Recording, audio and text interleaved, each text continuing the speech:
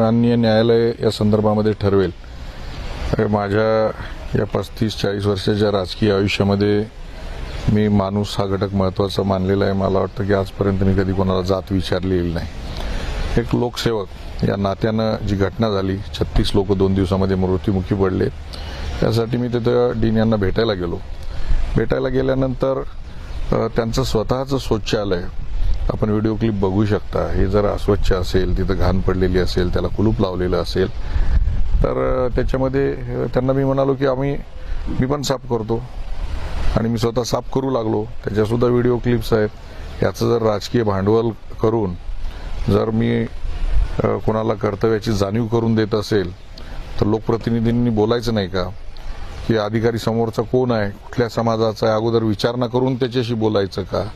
36 जर माणसं गोरगरिबांची, मजुरांची, शेतकऱ्यांची मृत्युमुखी पडत असेल तर त्यांची मी वाहवा तारीफ करायची का? चांगलं काम झालेलं आहे सत्कार करायचा का?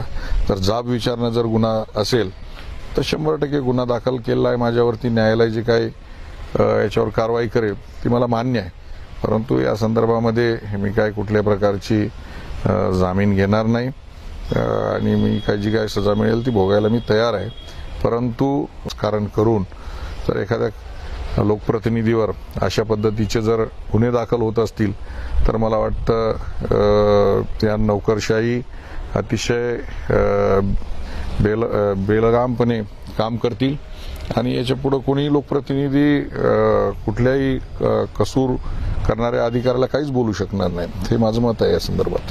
तुम्ही म्हणलात की मी जामीन घेणार नाही, अटकेची वगैरे कारवाई झाली तर नाही, जी काय सजा मिळेल ती मी भोगायला तयार आहे। मला असं वाटत नाही की मी त्यांच्यावर कुठल्याही प्रकारची जातीवाचक त्यांना बोललेलं नाही, मी कुठल्याही प्रकारची शिवीगाळ केलेली नाही, मी त्यांना अरेतुरे बोललेलं नाही, कुठलाही अपमान केलेला नाही।